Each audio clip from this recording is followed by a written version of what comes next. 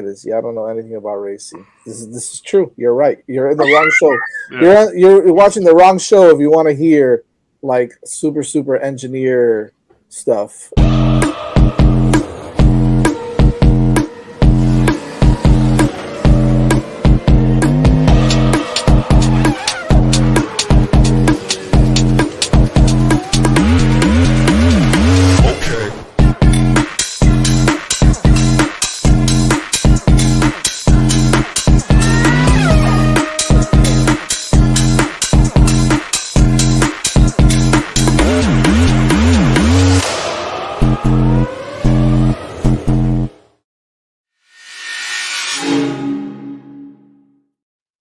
Hello and welcome back to another Game the Apex. Joined by Evan as always. Evan, how's it going?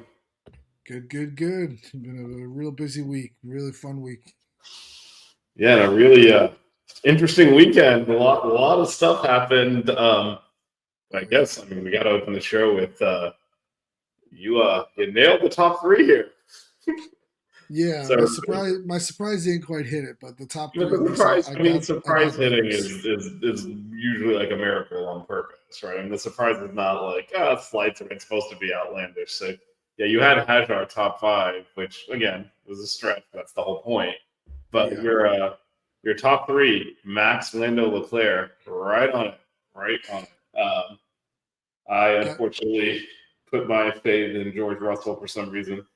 So that didn't end well, but I had George, Lando, and Max. But it was an interesting weekend. I guess we can start with the sprint results, which turned out to be a big result because of the way it played out. So we've talked a lot about the sprint races and how there are technically 8 points available for the winner, but the step downs are only 1 point, so it's not a place for you to make up a lot of ground. However, if, I don't know, Nico Hulkenberg wipes out all your competition, you can't make up anything. You're going to blame that on Nico. Don't blame that on Nico. I think it's situational awareness and understanding that you're the trail car and not sticking your nose into that stuff, I think is important. I don't know what he's trying to do there. It's a race against it. He shouldn't have gotten a penalty. That's what I'm saying. I'm just saying having contextual awareness, understanding there's 3 cars in front of you, fighting for the championship and not backing out of that is a problem. Yeah, but also being Oscar Piastri and cutting across the entire. He didn't have a choice. He didn't have a choice either because Lando blocked off his other route. He had to switch back. So again, I think we've gotten to the point in the season where if you're not in the fight, you kind of have to back off when there's cars fighting for that are in it. And he go full Latifi on that. Like, why are you trying to overtake and wrecking and costing Lewis a championship to get to like 12th place? It's like just back off and just keep it on the track and don't impact the championship. No, but it obviously it wasn't intentional. It was a racing incident. He did not get a penalty and did not deserve a penalty. But yeah, that turned out to be. I don't think Max could have asked for anything more than both McLaren's going out in the first corner and him being able to cruise to a sprint victory. So he got the 8 points on the field there on his competition. So that ended up being a big bonus for him. That was kind of unexpected because again, the sprint race, the max you can make up is 8, but you're really expecting if you win it, maybe you'll get a point or two. Even if McLaren's finishes second and third, he gets a point on Lando, and Piastri slot into third, 2 points on him versus the 8. So that was a big moment in the weekend where, we do obviously talk about the sprint race, but it's usually just not a non-factor just because the points don't really change that much in there. But in this case, it did. Change. Yeah. It was a big result for Max. So we got the 8 points out of that. Just straight up over Lando and Oscar. And then he put it on pole. He, by the way, put it on pole in the sprint race, too. To his credit, whatever's happening behind him, the reason he's not hung up in it is because he's putting his car on pole and staying in front. So that's a good way to avoid getting caught up in all the jockeying behind you is to get on pole and just beat everyone off the line, hold the lead. Then you don't have to worry about everyone messing around behind you. So he did that in the sprint race. He did that in the actual race too. Well, now he did. There he is. He coasted to victory, kind of unthreatened. Lando second, Charles third. I guess what were your initial takeaways from the actual race? I mean, we can see what's going on with this McLaren. I think that it's something that we've seen the past few weeks. Um, it does not like dirty air. And when you have Max Verstappen coming out there and putting this car on pole, no matter what's going to happen, as long as that McLaren's behind somebody, they're just not able to make the pass. We saw the same thing happen with Oscar during the race. We saw it happen with Lando going up against Leclerc. It was difficult. I mean, we've seen that move into turn, what is it, 11 or 12 after the straight at Coda, that it's usually a slam dunk move. They get the DRS open, they move to the inside, they're able to make the pass. If they go to the outside, they'll do the undercut and get past them right after that hairpin. But he just wasn't able to do it because that car just does not like that dirty air. I'm sure we've all watched the F1 movie where they talk about setting that car up for battle and for combat, and to be able to fight in the dirty air and stuff like that. But it's like this car is the exact opposite. This car wants to be out front. It wants clean air. When it has that clean air, it's got the pace to outperform everybody. But as long as somebody's in front of it, it just does not move. It cannot get through that 1 to 2 second gap, or that kind of like 7/10 to 1.25 second gap is just the death nail to that car. It's where that car doesn't perform. It chews up the tires. It can't get break through right past it unless it's a slam dunk move like what Lando had to do to get past Leclerc towards the end, and with Leclerc's tires basically being shot. I mean, Leclerc was running on old, soft tires that were way past when anybody thought that those tires were going to last. And he was battling Lando off like it was nothing, like it was, them on the first or second lap. I don't know what it is that these guys can do with these, papayas to get them to be able to, get through that dirty air and maybe perform a little bit better. But it's really shown in these last few races when this Red Bull has been as dominant as it has looked, especially during qualifying, that these cars they don't have a chance when they have to go and attack somebody, and it's really getting frustrating because you're starting to see it not only from one of the cars but from both of the cars. Because I mean, Oscar, he got right up there behind Lewis and he couldn't get past him. I mean, he caught him right towards the end and he just couldn't get past him. And that's a car that we've been saying all year that the McLaren's way faster than the Ferrari. But I think one of the issues which we talked about is the DRS is not great on the McLaren, so that boost that other cars get, it just doesn't have it. It does, obviously there's some advantage, but it's not enough to where it becomes just like an easy pass. It's still hard to overtake, so they're having to work a little harder for it. And like you said, and this is with all cars, but especially the McLaren appears to be more sensitive with it. When you come up on the slower car, you really have to make the overtake quickly because you sit in that dirty air, it overheats your car, you then have to back off, cool your car down, wait a few laps, go again. You can get stuck behind 5 to 10 laps if you don't do it immediately. And they seem to be played by that as well. Also, I mean, Oscar he's very, very lucky Lando's engine blew up, and I believe it was the Netherlands, because otherwise Lando would be in first right now. He's been terrible down the stretch, because Lando's had some bad luck, and kind of blown some of these starts like he did in Austin. Well, sort of blew it, sort of. I mean, we'll talk about Ferrari kind of getting a strategy call right, but Oscar's been nowhere in any of these races. He's not pushing. He's not challenging. I mean, as much as he caught Lewis at the end in the first stint, he was not. He was Lewis dropped him in the first stint, and it's they were on the Leclerc was on a different tire strategy from the rest of the front runners, but Hamilton was in the same one as Oscar, and he dropped Oscar. It's like, dude, I think Oscar's gone into this mode of if I don't make mistakes, if I just finish these races, I'm going to win the championship. And he's driving off it. He's not on the pace anymore. Yeah. It's hard to just get that back. And again, he's very lucky Lando's engine exploded in the Netherlands. Otherwise, he wouldn't even be in first anymore. He's really been off of it lately. Like I can't remember last time. Like man, he put in a great performance there. Because I thought Lando drove fine. I think again shifting a little bit to Ferrari, they absolutely got that strategy car right. They got on the softs to start, and so they got a better jump off the line, overtook Lando into the first corner. And from there, like you said, they struggled to overtake. Finally, get the overtake done, and then I don't know what the right answer is because obviously McLaren was going on to softs, so they had to go longer. But just to allow him to get undercut and have him spend the back half of the race having to redo the overtake, he just did. Yeah. It's not great. It just shows that Ferrari got that strategy right though. They did. Because Lando ends up overtaking after he overtakes. He was clearly faster and pulled away, but the fact that Lando has to overtake in the first stint and then they're still able to undercut him and overtake again, like that, you got to wonder what if McLaren had been a little bit more aggressive and put Lando on the softs.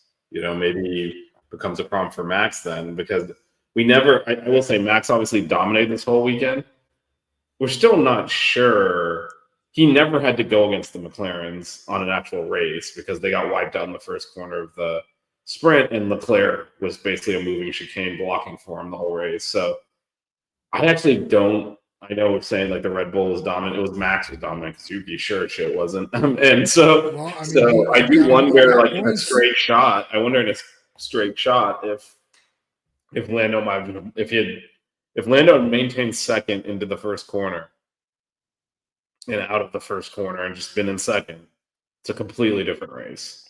Well, The fact that he's forced to go at Leclerc's pace, because even with the overtaking problems, like you said, that we're talking about, if he's able to sit near or in Max's DRS window, that's a game changer. The fact that he's dropping 8, 9, 10 seconds back because he's caught behind Leclerc just gives Red Bull a free pass to do whatever they want. Like they waited for everyone else to pit and still pit and came out in second. Meanwhile, of course, Lando, like I said, got undercut by Leclerc. So it's just like those little things like are going Red Bull's or going Max's way, I guess I should say, because we keep saying Red Bull as if like Yuki's doing anything, but we're going Max's points way this to week. take advantage. What's up? Yuki got points this week. Yeah, he finished 20 seconds off the Mercedes, and his teammate. You can't finish a minute behind your teammate like this. Like, I'm sorry, what is this? This was a good weekend for him. Yeah, this was probably his best weekend that he's had. Might be his best. Yeah. So I think I think McLaren as a team is playing everything safe. Yeah. And they built this huge lead, which look, I know we're going to talk about it in a bit when we look at the driver standings, but I think they built this huge lead by being aggressive, and they've kind of backed off a little and gone to maintenance mode, and it's allowing Max to come up behind a little bit. So outside the lead cars, is there anything else that kind of jumped out to you on this race? I mean, George Russell kind of was a little bit of a disappointment. I thought that he looked really good, with what he did in the sprint race. I mean, granted, we know that the McLarens took each other out, but between him and Hulkenberg, both of them up there in the top 10 in both the sprint and the actual race, good on them. I thought that they ran really well. There really wasn't a lot of fighting throughout the weekend throughout the field. It was kind of an interesting, boring race. Like it was one of those races that you kind of don't expect from Coda. Coda usually has a good amount of fighting, but this year it just wasn't there. It just it seems like we've gotten to this point now where with these cars that these guys are so in tune with them that you just there's not a lot of fighting. There's not a lot of movement. But to see Ali Berman up in the top 10, Fernando Alonso, Hulkenberg, to see that Sauber team, being now consistently, in the midfield, in the fight in the midfield is kind of good to see. And Oscar Piastri, you said it. Something's not right there. Something's going weird there. He is driving super conservative, except for, you want to put that blame on Hulkenberg for the sprint wreck. I put it solely on Oscar Piastri. I mean, I'm going the exact opposite way. It's to me the meme of what is it, the Family Guy meme with the lady driving and saying, "I'm turning now. I don't care what the rest of you guys are doing," and he turned into all of them. I mean, yeah, Hulkenberg was there, but Oscar was the one that made the move to turn into everybody, in my view of it. So, but then in the actual race, I think losing out on the sprint really made the McLarens more conservative for the race because they didn't have the data. Because you got to remember, you only get one practice for a sprint weekend. So that sprint race gives you a lot of data for the race. And to not have that data, I mean, you got to do the most conservative thing, which was going on the mediums. The Ferraris had that data where they said, you know what, these softs might be able to last a little bit longer. Let's go on the softs. And it really made the difference. They got that good jump in the beginning. I, I have a question. This was something I was thinking about earlier today.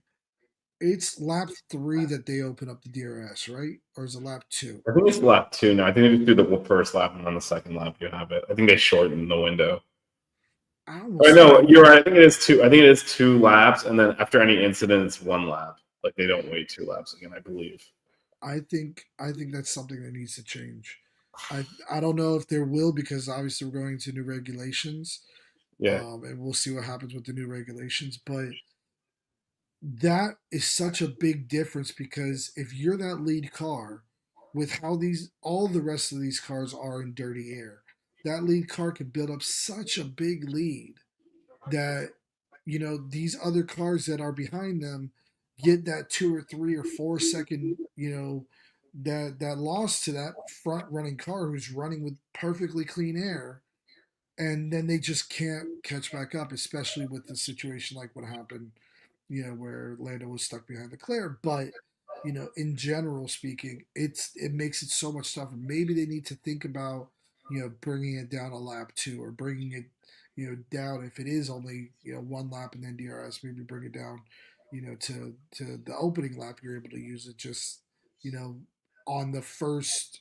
DRS available after the start of the race. You know what I'm saying? Like the first Yeah, area I think I available. think that the worry with that is so I think it would help the car in second or whoever's trying to like keep up with the lead car, but I think you're much more likely to create a DRS train throughout the field if you don't give more time for the rest of the field to spread out a little bit. Okay, I All the understand. cars up and down the field need to be able to open up a second, otherwise you're gonna have. I mean, we still see it in pockets, right? These 3, 4 cars are like in a line, they're all at DRS and just circling. You could have that even worse if you open it up earlier before they have a chance to really open that gap up. But yeah, I mean, well, we got to see for next. I'm always open to rule changes and tweaks, and we actually saw one of them this week. We had talked about the tires, and there was a big gap between the hard and the medium and soft, and basically the team decided not to touch the hards for the race. But to your point, like we'll see how overtaking is next year, and if they need to tweak the rules because they have tweaked it some. They open it more quickly now. They give them less of time to like after safety cars and all that. They open it. They used to be 2 laps after all that. That's now 1 lap. So maybe they'll continue. Maybe they'll tweak those rules again. But I think first we need to see just how the new cars are. I think what we're experiencing now is the thing we always see at the end of a development cycle, which is what this is. Even though they're vastly different ways of doing it, the cars tend to bunch in terms of they're stronger in the same areas, weaker in the same areas of the track.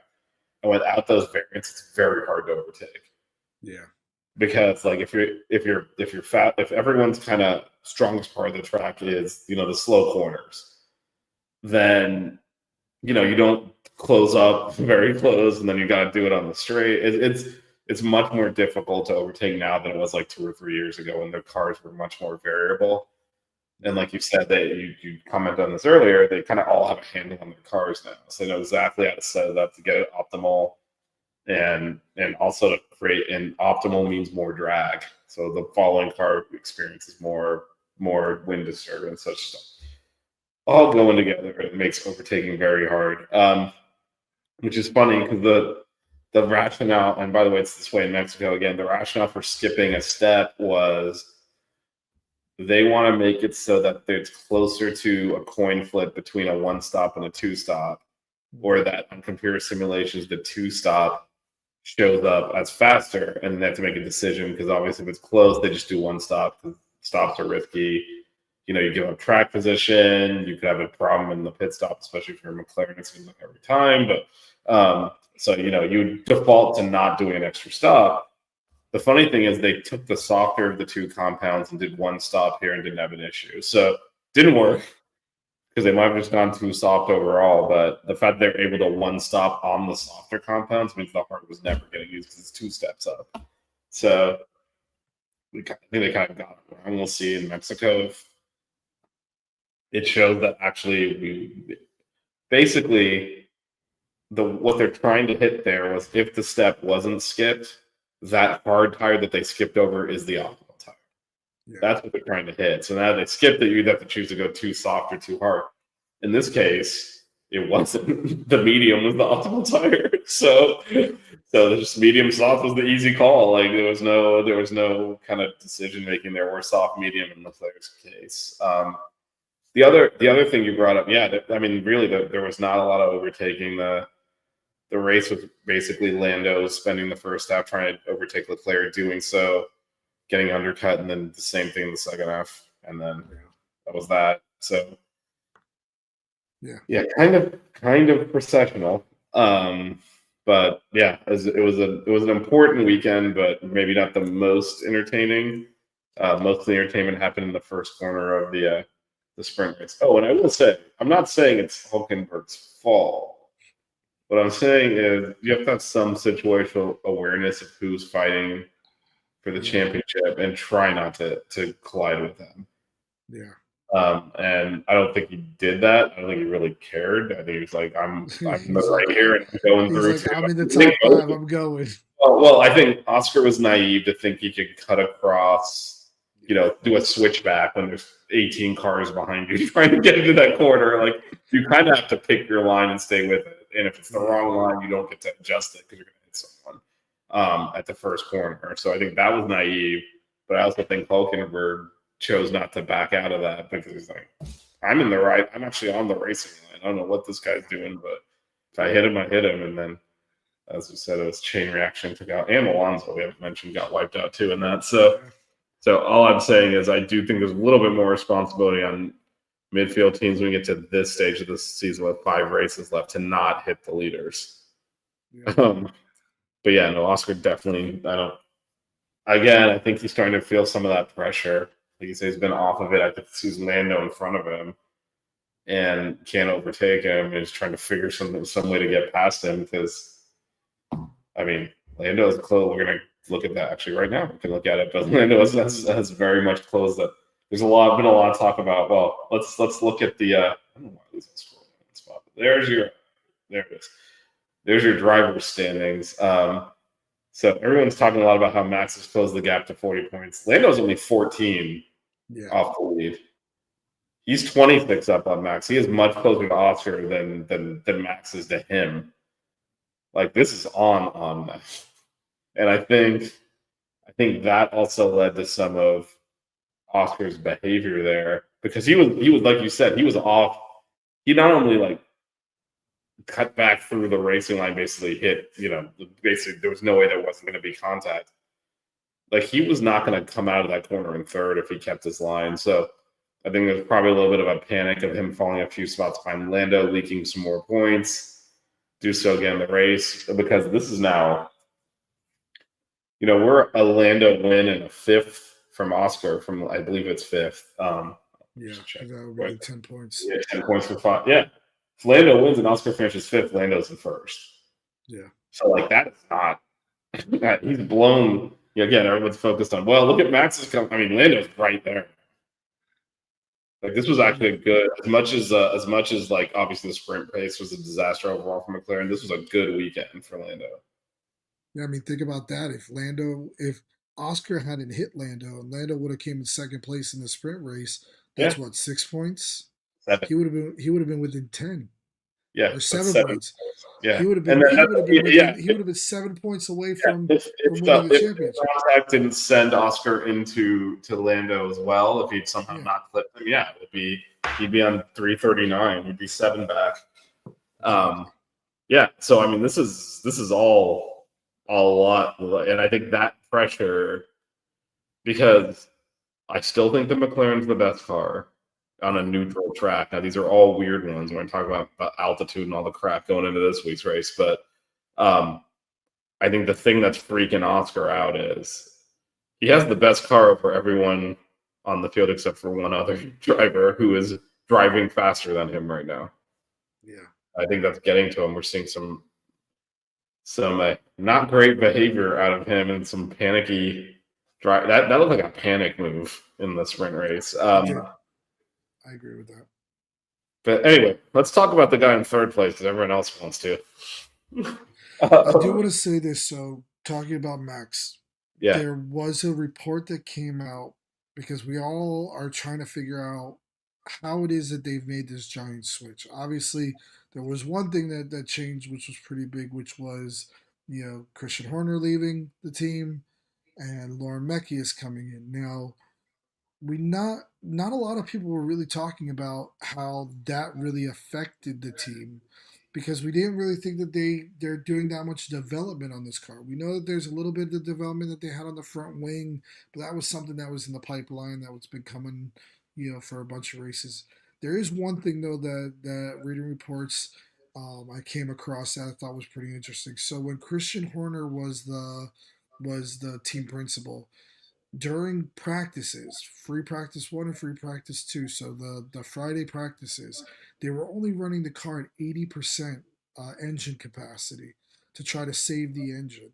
Now, what's interesting to me about that is that's kind of the CEO mentality of Christian Horner coming out thinking, hey, let's try to save these engines as long as possible, not getting the full data of what these cars are capable of and really trying to set the car up properly with the way that the car really is. He's more thinking about let's try to the longevity of these engines, let's try to save them, let's make sure of this.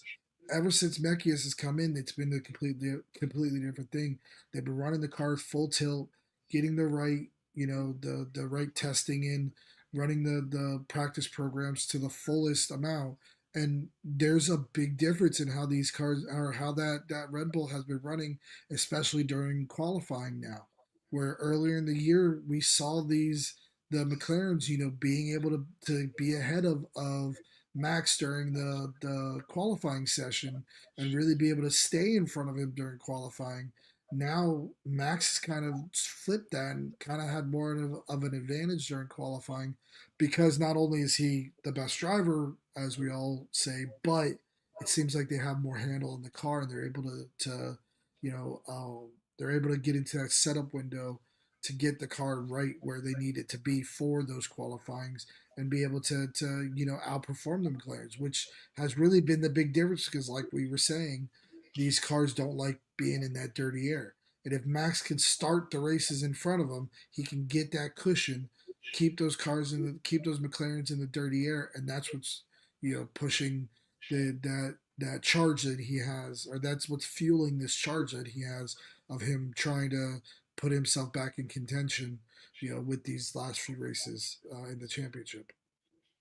yeah. I would say the one thing is if and again these are all rumors, but if that's true and they were conserving the engines, you do it so you can go full bore now. Yeah, So I would say they would be benefiting from the fact that he didn't blow through the engines because they'd be blowing engines up and taking engine penalties. And actually, we've seen all of the Mercedes powered cars blow up engines at times this year, and we haven't. I don't believe Red Bull's had that issue. So part of that engine management is so that you get down to there's 5 races left, and you can really push it now because you have the capacity in the engine to do so. So that's a little 50-50. So he has won 3 out of the last 4 races. Obviously, George won the in Singapore. The other 2 before that he won. The one after that he won. Before that, McLaren had won. Let me see how many is this? 1, 2, 3, 4, 5. 5 in a row. George won one before that. McLaren won the previous two, so they had won 6 out of 7 or 7 out of 8. Sorry. So I just don't think it changed that dramatically overnight. There's been a lot of, again, I think McLaren has tried to manage this thing over the finish line and allowed as much as, look, Max, he's Max, we always say. He's getting, you give him the car, whatever the maximum is, he'll get a half a tenth off of that. Just like whatever you think the maximum capacity of the car is, he'll make it faster than that. Like, he's that good. He doesn't reach the potentially exceeds it. So full credit to him for, finding more pace in a car that appeared to not have it. But also part of the story has got to be McLaren just fumbling and tripping over themselves down the stretch here. There's kind of no. It's almost as bad as Carson Beck throwing an interception at the end of a Let's game. let's not talk about that. That they should have ran the Shows on ball. that topic, and I don't want to the ball. We wanted UM to do the conservative mode that McLaren's doing and run the ball. Yeah, that was a conservative pass. It just went to the wrong team. But again, there's hours of shit on the internet at this point of me talking about that game, so feel free to find that on this. I had to throw it in there somewhere. Yeah, well, anyway, back to the other orange team that hopefully can finish this shit off. I think they've kind of lost a little bit of kind of their. We talked about this actually a couple of weeks ago because look, even with Max, not just, again, it's all kind of gone his way. In addition to, the race he's off the pace in, George Russell wins it. McLaren didn't, so he still didn't lose the points back.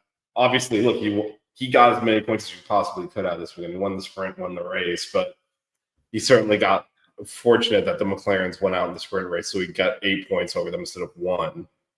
Yeah. Some of this is his doing, some of it's just other stuff happening. But yeah, I think when we talked about a few weeks ago, it was like, hey, McLaren's kind of gone to a little bit of management mode because they're only competing with themselves. They're not really giving whatever we do here. One of these two guys is going to win. Yeah. And here comes Max around the corner. It's like, okay, now. So here's a question. Realistically, what are the chances Max actually passes Lando and Oscar and wins this thing? There's 5 races left. He's got to make up 40 points on Oscar and 26 on Lando. I'm going to go with the percentage of what I think it's going to be for the championship. So from this point forward, I think it's Oscar at 50%. Lando at 35% and Max at 15%. I think that's where realistically you could say that it's going to be, because Lando still has to make up the points on Oscar, and Oscar still has to give up that lead. And Max still has to get past both of them. Well, this is where not only does Max have to get past Oscar, if Lando's coming right behind Max, Lando's gonna stay in front of him. Yeah, if Oscar ends up in 4th or 5th or 3rd or whatever, maybe if they finish every single race Max Lando Oscar, I don't think Max gets past Lando at that point. Wait, no, I think they would if it was Max, Lando, Oscar. There's 5 races left, so that'd be 7 points. Yeah, 35 points. He would do it. Right, so and then get the 10 points on. Yeah, he would barely do it. He would. They would be right on top of each other, but I think he would finish first. But I think that justifies your percentage, right? Because essentially, if Lando or Oscar win a race, either of them, Max is done. Yeah. At that point, because he would have lost a minimum of 7 points, and he's not going to, and a race to get the points back in. So as an example, let's say this next race is best case scenario is Lando winning, not Oscar for Max. So let's say Lando wins and Max finishes second. He's now 33 points behind Lando, who is let's say Oscar finishes 3rd. He's still behind Oscar by 4 points. and Max is behind him now by 33 points, and there's 4 races left. That's done, right? That's 30. Yeah. It would be 36 behind one, and so it is. There's zero margin for error for Max. And there are 2 races with sprint races, so there are more points available in just the race points. Brazil and Qatar, I believe, have the sprint races. But everything has to go Max's way for him to actually get in front of both of them. I do think so. I think I'm a little bit more optimistic on Lando than you are, because I think honestly, I know from a math perspective, Oscar should be the favorite. I think he's not anymore. I think he's not racing well at all. I put Lando at 50. Really? I think on pace, I think Lando should finish ahead of Oscar in every race going forward, and that would probably be enough. Unless, of course, Max wins everything, in which case Max will win the championship. Yeah. But absent that happening in every single race, I think Lando will get points off. There's 5 races left, 14 points. He just needs to make up 3 points a race. I think he'll finish ahead of him in every race. And even the second to third gap is 18 to 15 points. That's enough. I mean, he has the momentum right now. We've seen the past couple races he has been, ahead of Oscar, especially this race. I think this race really was if Lando wins the championship, this is the race that everybody's going to point to. Which is funny because everyone that's a great point, and that's one of the things. That's why I wanted to have this discussion, because everyone's like, "Wow, look at how Max has closed the gap." I'm like, Max is not the one that's in second that really closed the gap to first. Yeah, he made up. He made up a ton of points on Oscar this week. Max did. He's still 40 points off. Lando's 14. Like I said, that's a first and a fifth from being in front after this weekend. Yeah. Like that is right there. Like if Oscar has another week like this, it's definite. I would agree with you 100% that if Oscar has another week like this in Mexico City, or even at Brazil or something like that, if he has another week like this where he finishes off the podium, realistically off of the podium, he's going to need 2 wins just to be able to keep the Well, this is where it might get a little messy. So, first of all, just to kind of talk about the scale of this, if both McLarens DNF this weekend, Max will still be in third even if he wins the race. Yeah. So, there's still a long way for him to go to make up that ground. Yeah. He has to basically win every race. He does. So, which we all know he's capable of doing. Yeah, but anything, even a Singapore scenario where George Russell won, he's done that. So I mean, it's that much of a gap. So that's why I put that 5%. Like the idea that nothing is going to go wrong for him again he's already, like we talked about, he's already gotten some fortuitous stuff and a lot. He's done his job. He's also gotten help from other areas, and the idea that none of that's going to come back. He's not going to have anyone bump him. He's not going to have any kind of a slow pit stop. Nothing is going to happen for the next 4 races when really nothing's happened for the previous 4 also. I just feel like something will happen somewhere that's going to cause him to not win a race. Not do badness, or just not win, and that'll pretty much be it. Yeah. Unless he gets another situation where even if it's he finishes second and let's say Lando finishes third, Oscar fourth, and George wins again, that's not making enough points. That'll cut his gap to Lando to 29 points. That's still not enough, and then now you're running out of races. So he does kind of need to win everything. So that's why I put that more at 5%. But I would say Lando and Oscar is much closer to a coin flip. But here's another question for you. So again, McLaren's largely this season been dealing with the constructors wrapped up, which obviously they've already clinched, but we've known that since May that they're going to win the constructors. But also, pretty quickly, their 2 drivers distanced themselves, and they've kind of just been fighting each other. Papaya rules this, that, the other. Max can put them to an interesting decision if he keeps performing, closes that gap even more, and where they need to team orders to give Oscar the championship. Because, there could be a scenario where they're running second and third, and Max is winning, and they're like, we kind of need Oscar to get more points than Lando to keep the gap where we need it. And I mean, it's tough now. I think it's too close for that. I think the gap between Lando and Oscar is too close to make that preferential treatment call.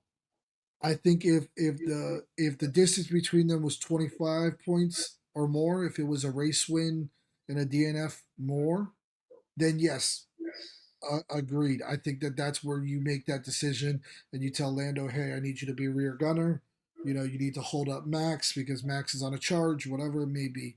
But if they're running 1-2, Max and Oscar are running 1-2, and and I'm sorry, if Oscar and Lando are running 1-2, right?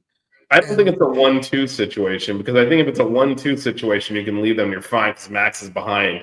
yeah, I think if he closes, let's say he wins this weekend, the gap keeps getting closer. are I you mean, at saying some like point, you if have to like, let's say you Lando get like the if last two, Lando's in second place and Oscar's in third place, yeah, you're or gonna give something. You get to Oscar like the more last like points. two. Let's say you get to the next to last race, which I think is Qatar. Hmm. It is Qatar. At that point, if like and you're kind of coming down to the end of the race, and yeah, Lando's in second, and you need these extra. I mean, I mean, I think at this point, it's probably too close to do that. I don't even right think now Lando would with move. yeah, right now with 5 races left to go, there's still a lot of stuff that can happen. You know, Max could blow an engine, Oscar could blow an engine, Lando could blow an engine. You know, any On you that. know, yeah, yeah. Charles Leclerc could put on softs again in Mexico City, go down the longest straight, one of the longest straights in Formula One, basically the longest start to first turn in Formula One in Mexico City, which is something we'll see in a minute going into the track preview. It is the longest distance between the start finish line to turn one in any other place in Formula One is coming up here in Mexico City. You could see a Leclerc put on those softs again and say, "Hey, I'm going to do the same thing, starting from fourth or fifth or wherever he may start, and do the exact same thing, and then run right into Oscar." You know what I'm saying? Yeah, Because no, I think it's a little bit too early for that. I'm just thinking, and again, yeah, yeah, it's too but early the for that. craft TV says it's You too got to early. think. If, definitely it's an if thing. I'm just Yeah, that's they correct. basically. Well, all I'm saying is McLaren has kind of basically gotten away with, you guys figure it out. We're not doing anything. It doesn't matter. Someone's going to win the championship, and now it's, you know what? You might have to do some management here. None of Yeah, all their management so far has been singular race focus. This guy deserves to be in front. Let him through. That kind of stuff. We hit you earlier, and you undercut him on, but we did that to protect from behind. All that kind of weird. It's never been.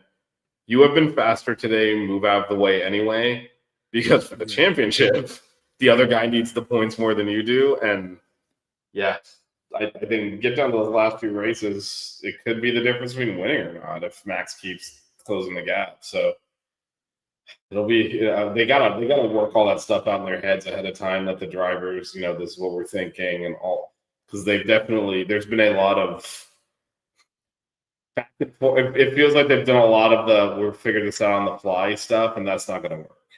They need to have all their permutations ready before every race. Think through what are we going to do in this situation. Make sure the drivers are aware ahead of time because there's been a lot of committee meetings over the radio this year. Yeah.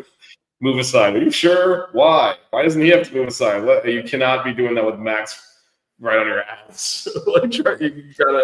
Everyone's got to be on the same page because this is an advantage and a disadvantage, right? It's an advantage in that they have both cars up there to compete with Max and really kind of crowd him out. If either of them wins a race, Max is basically done, right? So they have all that, but they also don't really have a rear gunner because they're both in it. Yeah. So it's not a situation like in the past where it's Bottas or Checo where it's like you're gonna just sacrifice whatever the hell we tell you to make sure the other guy gets the maximum points. I don't care if you get a point or not. We will put you on the wrong strategy so you're in the other lead driver's pit window and mess his race up. Like they can't do any of that stuff. Red Bull can't do anything because Yuki's so uncompetitive. You can't get him anywhere near where he would actually make an impact. So it is kind of all three for themselves right now. Yeah. All right, teams. So we got more. We got something here. There it is. Ferrari closed the gap on Mercedes again, down to 7 points, and the Max Verstappen's 331. Just that 2, 3, and 4 is so tight. Yeah. I love it. It's fun stuff. It's fun stuff. It feels like every track they go to a different. I mean, it's Max by himself, so it's a little bit weird, but there's kind of a different, between the Mercedes and Ferrari, they kind of seem to be trading back and forth who's quicker on any weekend. And then Max is keeping the Red Bulls right in there. This is something definitely to watch down the stretch. Those three teams, where they're positioned, where they're second, because Russell's been doing well. Even this weekend, I know he didn't have the best weekend, but he still got, I think he finished fifth. Antonelli was terrible this weekend. And both Ferraris, third and fourth. So they got the points out of it, and that closed it to 7. So, I mean, that second driver for Red Bull is basically non-existent. This was Yuki's best race, and he got, 5 points? And Antonelli's been very inconsistent. And so, when he does well, that's when Mercedes can kind of keep it. If it's both Ferraris against George as well, they might slot right into second there. Yep. Yeah. If you're wondering how they're cheating, we'll probably find out in a few years because it is Red Bull. That's Morgan, by the way. Hey, Morgan. Yeah. They do have a history. Yes, they do. We're gonna find out. Nothing beats the Ferrari cheating engine with the extra fuel flow, which the FIA, I think it was so bad the FIA didn't even punish that. They just didn't change the engine, and the cars were so slow. And it was bad if they're like, we're not even gonna say what this. Yeah, that too. But I can't imagine what was in those Ferrari cheating engines that were so bad that they're like, we're not even going to talk about this. Just get rid of them. Yeah. All right. On to this weekend's race, and we'll start with the track preview from Evans. Here we go with that. Across the line, we go here in Mexico City. DRS wide open, hurtling down one of the longest straights in Formula One.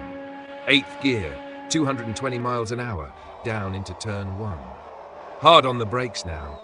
Down to 2nd gear for the tight right-left-right complex of turns 1, 2 and 3. So easy to lock a front tyre here, the rear wants to step out on traction. Turn 4 to the right, then flick left through turn 5 and back right for turn 6. This middle section demands precision. Now we dive into the flowing S's, turn 7 through 11. The car dancing left and right. Downforce working overtime despite the thin air. A beautiful rhythm through here when you get it right, using all the track on exit.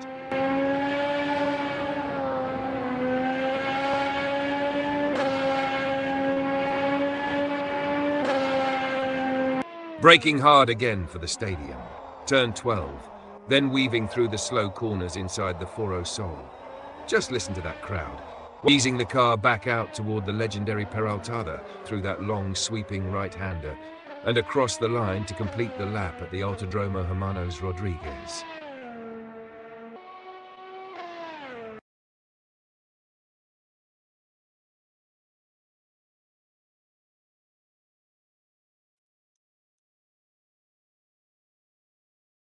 This year. Yeah. I saw you point at your ear. Look at that, man. We're like a Ferrari pit stop. I'm completely screwed up here. Like hand signals.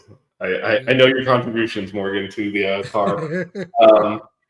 Yeah, so let's talk a little bit about this track as I'll pull up the track layout. You can just walk us through a lap of it. But as you alluded to earlier, that start finish, that area, it's a long straight, and you can see on the probably do a little zoom in here, get a little bit bigger, but yeah, we'll do one more.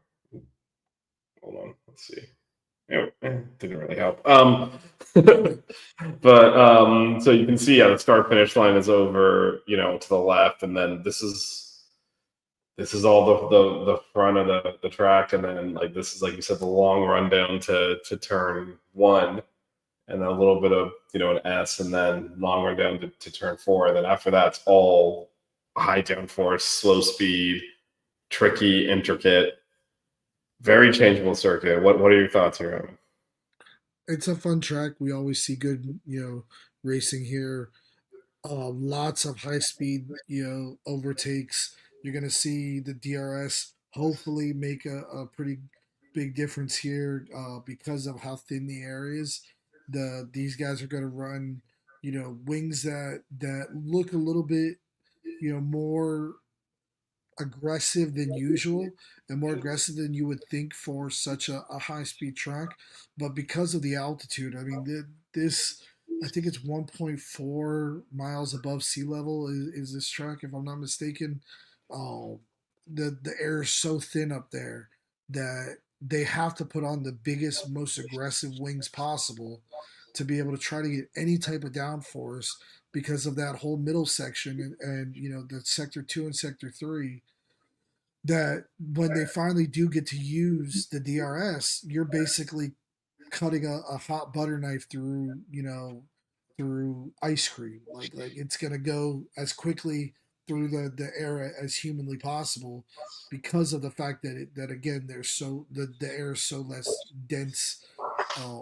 So it makes for good racing because the setups of these cars are completely different from anywhere else they go throughout the entire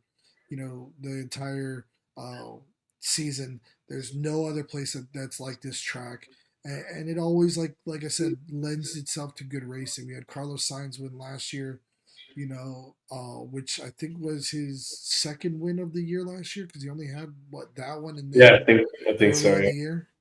Yep. He had one that was early in the year as well, and so there's always a possibility for a new winner here, for things to happen. There's always a possibility for engines to fail because of the density of the air and the way that these cars are running, so high stressed. So it's definitely going to be a fun race. Hopefully, it's not going to be too processional, but it usually isn't. So there's usually a pretty good chance that this is a good race to watch, and Mexico City always brings a good crowd, and that's something that is fun to see as well. You get to see the crowd there really enjoys pushing for the different drivers. We usually like to see a Checo there or something like that. Somebody that they really come out for and support a lot. But they'll support any of the Spanish drivers as well. So the Fernando will get a big cheer. Carlos will get a big cheer, and hopefully, like I said, there's be a good showing. So Yeah, no, it is always like you said, it has produced some odd results. The thin air, like you said, 'cause the altitude affects the wing performance. Also, can cause engine reliability issues. Everyone tends to turn the power down there just so they don't explode here. So we'll see who gets that mix right. Um, so yeah, we could be on for another oddball result here. Who knows? Maybe as Morgan said, for Ferrari's last one, maybe we'll see Ferrari come through. Because again, this is one that for years when Mercedes was the dominant car and was kind of fishing 1-2 in most races. This is one where they struggled because again, their big engine advantage is neutralized by the thin air. Red Bull, this was a Red Bull track for years because of that. It's like they were always best with the high downforce and turn the engine down, high downforce. That's like a Red Bull recipe for success. But obviously, this Red Bull is very different than the one we're talking about from like 10 years ago. But yeah, it'll be interesting again getting the setup because of the variability. You gotta have enough on the straights to overtake and to also to defend, but also leave enough downforce to get through the corners. It's a tough one to get right. And yeah, we'll see. It is an interesting one. On the tires, we alluded to sort of they skipped a step again, so it's the C2 is the hard, C4 is the medium, C5 is the soft. This was a bang on one stopper in the past. They're again, if they got the tires right, it might force it to a two stopper or force people onto that hard tire. If they got it wrong that they did in Austin, they'll just one stop on the C4 and the C5 and leave the C2 back in the back room where it belongs. So So we'll see how that goes. In terms of the timings, it is of course in North America, so we get some good timings for us to view this in. So practice one, Friday at 2:30. Practice two, Friday at 6 p.m. Practice three, Saturday at 1:30. Practice qualifying, I should say, 5 p.m. on Saturday, and the race 4 p.m. on Sunday. In terms of weather, we have a ad for Alonso. Okay. In terms of weather, we're looking at November. Here we go. There. That is not the right week. Well, you prep and then. All right, there we go. So it's looking pretty much. I mean, there's a chance of rain, probably not. Warm. I think it's gonna. This is probably ideal car conditions.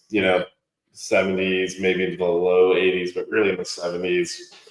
But again, the thin air kind of does a lot to disrupt the airflow and the engine performance. So we'll see if weather plays out. It does not look like it'll be a rain weekend though, so that is important.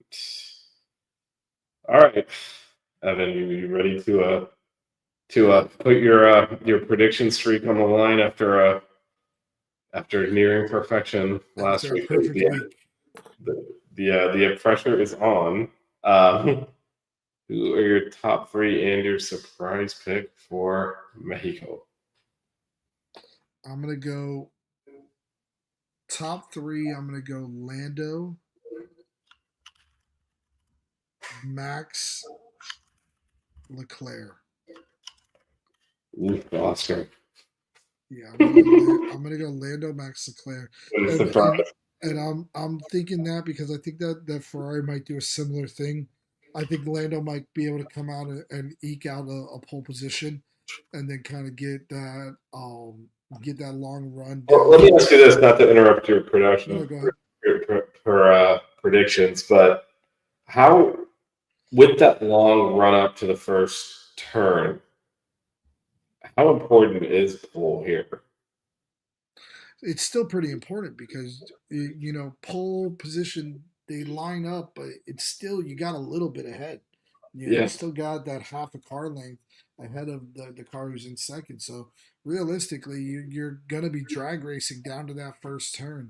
And if I'm not mistaken, I believe that the pole position here is on the right, which would put you on the inside.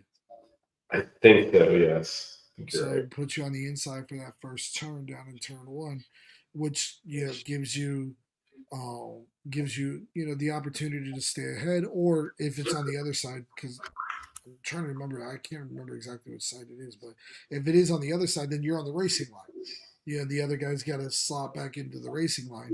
Because the racing line technically is the outside going into the inside and then following through. Anyways, um, you know, I I think I think that it is still important to be on pole, um, because you still get that little bit of an extra room to go. You have that opportunity that you can block somebody off if you want to, like Yeah, I'm wondering what Max did. happens if there's like a couple of McLarens up there with Max in between, how that plays out, because sometimes as the first two are kind of blocking you, trying to block each other out, the third car can slip through. So Yeah, yeah, no, it definitely can happen. Or the third car could just crash into everybody else, like what happened during the sprint race in Austin. I mean, look, I'm not saying Piastri was blameless, but come on, man, that's no way you're saying he crashed everyone. Anyways, All right, I so interrupted you. You're yeah, surprised. so but to finish it up, yeah, I could see Ferrari doing a similar thing, because they're just trying to maximize as many points as possible, trying to get up there as far ahead of Mercedes as possible to try to catch them for that second place in the constructors championship. So they could pull the same type of strategy where they put somebody Leclerc or Hamilton, whoever it may be, on that softer tire to try to get that better start to try to gain that advantage. We could see more teams do that even because of the thin air, the lighter down or the lighter load on the tires because there's not as much downforce because of the thinner air. So I think that that's going to be a big factor is that first run into turn one and then what happens from that point on. My surprise. Ajar's been killing me, man. That pissed me off this past week. I thought he was going to do so much better. I thought he was going to have a decent week, and he really didn't. I'm going to go with double points for Williams. Wow. Sainz has been having reliability issues, it feels like, pretty frequently, including this No, week. Sainz has been looking pretty decent lately. I mean, he's been up there. He's been looking good. He's been fighting, and you know what? He got third place in the sprint race. You know, And then DNF, the big one. yeah. But I mean, we'll see. I'm gonna call double points finishes for Williams. That's what I'm calling as my surprise.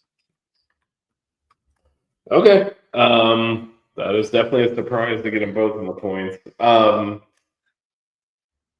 right, I will. Okay, I just thought of a surprise. You got me. All right, we'll double points. I'll start with my surprises because it feeds off of your. I basically stole yours and repurposed it, but I'll go double points for Austin Martin, which Lance Stroll in the points would be something else. So that's where I'm going. For my top three, I've got Lando, Leclerc, Hamilton. Lando, Leclerc, Hamilton. Oh, double Yeah. Ferrari. Double Ferrari. Nice. That would be a surprise too. Double Ferrari. Yeah. Where do you see I think they're getting a handle on their car. I think it's taken a while for Hamilton, especially, to get comfortable in it. But Leclerc out qualifying, but really they got the strategy right by putting him on softs to start. So I thought Hamilton had good pace too, like we mentioned. He held off Oscar, and which I don't that think he was would doing 5 or 6 races again. that, So I think they're coming around. I just think Lando is actually outside of Max has obviously been on a tear. I think Lando's driving at a really high level. He's had some bad luck, been hit out by the combination of Hulkenberg and Piastri in the sprint race. I think his actual pace has been pretty good. And again, this is kind of a bit of a reset because the conditions are so different from any other track. I like him there. And I just don't think the Red Bull is gonna take a step back. Like I guess I should say Max because I mean if Yuki takes another step back, he'll be an F2. But I feel like that car has to it's got to come back around now. It didn't all of a sudden become like the car from 2 years ago where it was just faster than everyone else. And I feel like that stuff bounces out over time. So it won't work in the thin air, or something will happen there that's just not gonna go Max's way this week. well, if your prediction comes to fruition, then Lewis Hamilton's record-setting year will come to an end. What is his record setting year? He has a record right now. The longest time that a Ferrari driver has started with the team and not been on the podium. So I guess that don't count. Didn't he win a sprint race? But not in an actual race. I think that's a BS. That's a lot of crap.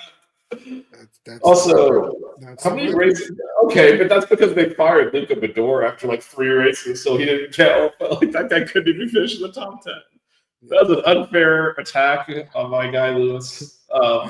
It is the record. He owns that record currently. The longest time between signing with Ferrari and being on the podium for a race. That's such a load of crap, man. Because they've had other guys they fired after like 5 or 6 races, and he won a sprint race. And I know that that's a newer construct. To me, that counts. When you win a sprint race, that counts. Doesn't count. It counts for me. Counts for you. Counts in your heart. Yes, and in my head. You want from it. If you win a sprint race, that should count as being on a podium. They do a podium afterwards. They do. Yeah, so he was on a podium, not the podium. I guess. Not the podium. Yeah. Anyway, Morgan's got Max winning. He likes my Ferrari pick as a Ferrari fan, and yes, that was the reason it's a surprise. Is not because anyone like Alonso was going to be the points. Okay, this is very much. I could have just said Lance Stroll the points, and it would have been the same exact thing. Actually, that makes a good point. Well, I mean, I basically did plus Alonso in there. I mean, I made it a little bit harder because it's not even like, if Alonso's in there, he's not. It's very little room for him to actually finish the points. Yeah. Anyway, again, that race is this weekend, and then after that, I think there's a week off before the fall. So let's see. Here's what's left. So, as we said, Mexico this weekend, and then a week off, and then Brazil is on November 9th. Then a week off in between that and Vegas on the 22nd, technically, because I think it's just before. It's like in the middle of the night. So it's kind of overlapping there. Then from Vegas to Qatar, no week off. So go straight into it. Yeah. That will be Thanksgiving weekend, I believe. And then the next week after that, the season finale in Abu Dhabi. So we're still got a month and a half and 5 races left. A lot of racing to go. And then, as we mentioned earlier, the Brazil and Qatar are the sprint races. So those are where there's potential for Hulkenberg to get maximum extra points. So anyway, we'll be back next week, 4/7, and we will talk about Mexico, and hopefully our McLarens can kind of get it going back the right direction. I do not need to see Max winning this stupid championship. It's enough. One of the McLarens needs to win this damn thing. Hopefully. I do want to say before we get off though, me and Morgan, I'll say it for the show. I know I've talked to you about it, but we just went up to a Formula One royalty place, someplace for racing that's history. You know, Mario Andretti, Alonso Jr., some of the greatest race car drivers in the world, in the history of the world. Me and Morgan took a trip up to Pikes Peak, and we went up the Pikes Peak International Hill Climb. You know, the drive up to the peak up there, 14,100 feet. So we got a little bit of that taste of how that thin air is going to be by driving up there. It was one of the greatest experiences of my life. Being able to experience it with Morgan was something that was incredible, because we're literally sitting there driving on the same road that some of the legends of not only Formula One but NASCAR and rallying and you know, the history of all of racing. You know, that was hallowed grounds that we were driving up, and it's definitely an experience that any of our viewers, if you have the opportunity to do it, please go out there and do it. It's so beautiful out there. It was 70 degrees at the bottom at the start of where the race was, and then by the time we got to the top, it was snowing. We were literally in snow, throwing snowballs at each other at the top of this mountain. It was one of the most incredible places that I think I'll ever be. So I just want to throw that out there, just because of I like to toss in the other racing stuff on top of it. No, I'm sure it was an awesome experience. Although Morgan was not pleased with your behavior. So, well, a typical 17-year-old had to make fun of his dad, right? Yeah. Anyway, that is awesome. Yeah, I've heard some great. That's crazy. That's 70 degrees of snow in the middle of the race. So yeah, that's something. Again, that is as I've always said, I've been a fan of all racing. So cool stuff, man. Cool stuff. For sure. Yeah. All right, we will be back next week for reviewing the Mexico Grand Prix, and then we'll see. Maybe we'll preview Brazil, or maybe we'll hold that for the follow-up. We'll figure that out. But definitely, we'll be back next week to talk Mexico. Evan, thanks as always for joining me. Morgan, thanks for hanging out in the chat. Come on, Papaya. We need just one more good race that can put Papaya power, man. Papaya power.